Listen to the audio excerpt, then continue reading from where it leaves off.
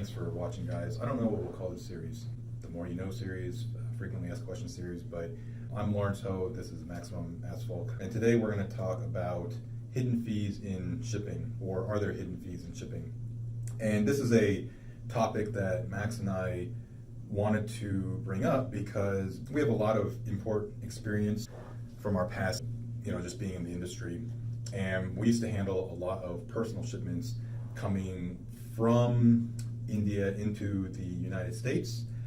And what would always happen is the person who was ordering this stuff from internationally would get the shipment, and basically when it was time to invoice them, they were anticipating one bill, which is the shipping cost, but they would end up getting a bill full of a bunch of other costs, and they would often come back, what are all these hidden fees or made up charges or so on and so forth.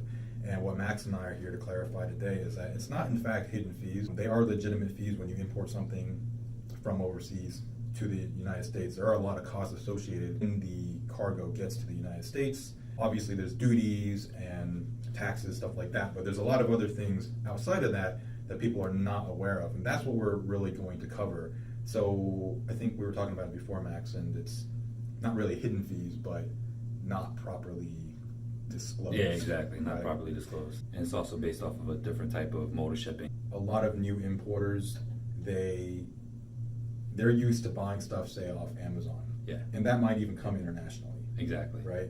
You might buy something from China, you might something that's shipped from Italy, wherever the case is.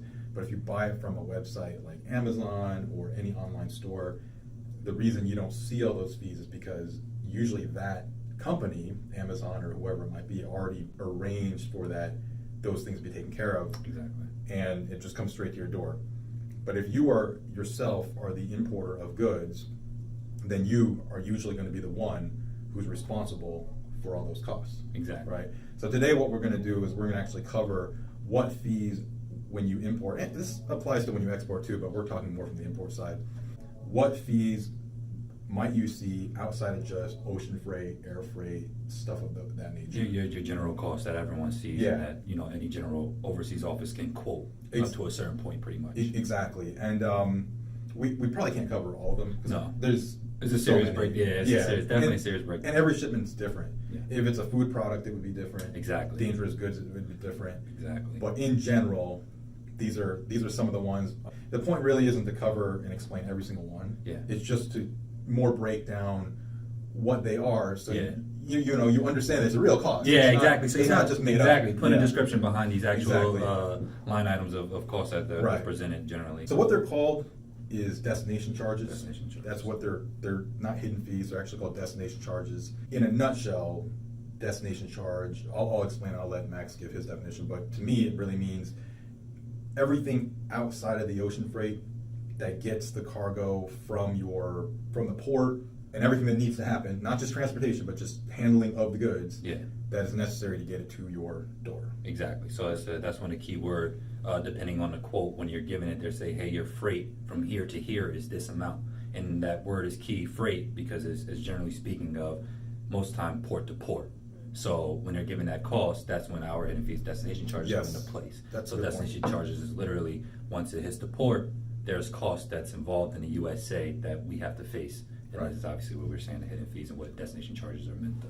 Let's talk about in and out and say, I don't really think they use in and out, that's more of a warehouse term, but devanning. So you want to explain a little bit what that is? Absolutely. So devanning is when basically the consolidator, their job is to, which is the forwarder, the agent involved with handling the actual container being moved.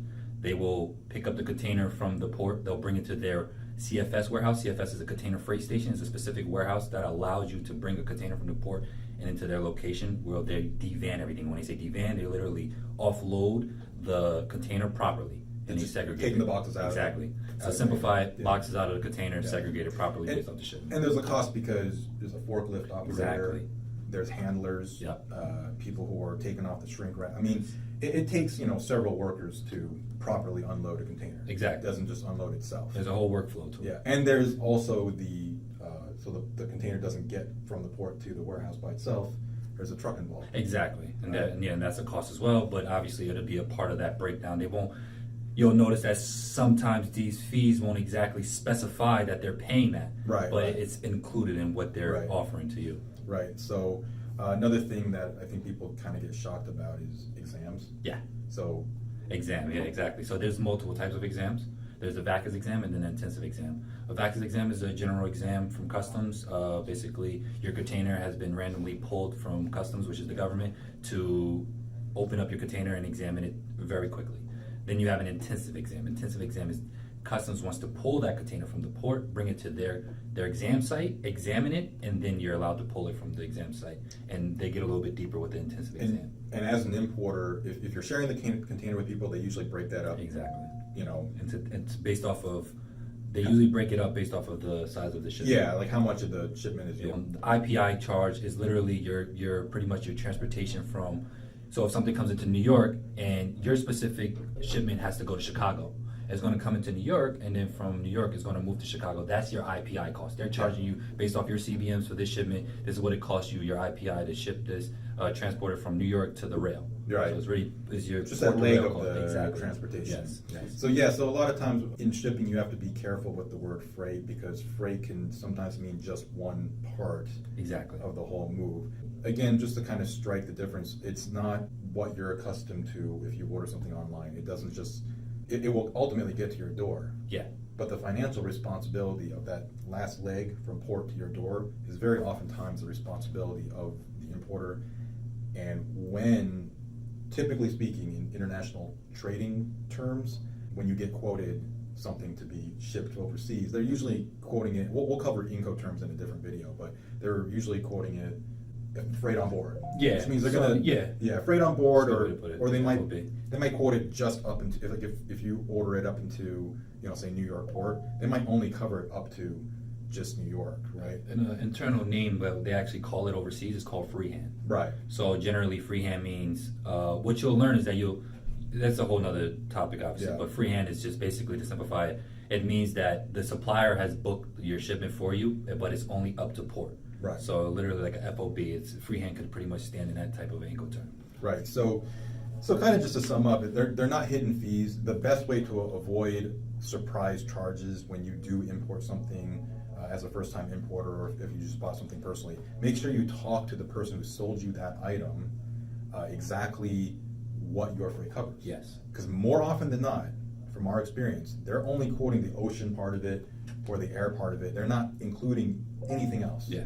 So if you really want an all-inclusive charge, ask them, is this all-inclusive to my door? You can ask them, what are the freight terms? You can ask them, does this cover destination charges? Yes. Does this cover it to my door? Yeah. Ask those questions to get clarification, and I'm telling you, I'd say most of the time it's not included. No, because a lot of calls that we get, this is when we. And it's not so much that the exporter is trying to hide anything in terms of the cost. It's usually just because they already have prearranged freight to New York, to LA, right? This is they how don't know the costs over there, because they may not have an agent or a forwarder like Vital Worldwide to get those costs from. So they're just quoting what they know. It's not that they're trying to hide anything or sneak any charges. They're not the ones making that money. Yeah, exactly. So they don't make that money. Yeah, so logistically, we don't make that money involved. either. Yeah. We pay those charges to the warehouse, to whoever it is. It's just whoever handled the goods, they get compensated. So it's ultimately, this money is just going literally to the people handling it. Exactly. It's not literally all fees. It's all costs. So that sums up the whole hidden fee thing. There isn't any hidden fees. It's just improperly disclosed. They're not made up costs. They're not made up costs. They're all, for the most part, legit if you're working with a trusted freight forwarder or shipper. But just make sure you ask your questions in advance to know what your freight covers, to avoid any of that. So that covers that topic. Thanks for watching, guys. We're going to be adding videos every week to help you guys be educated about shipping and forwarding. And if you guys have questions, leave them in the comments below. Thank you, guys.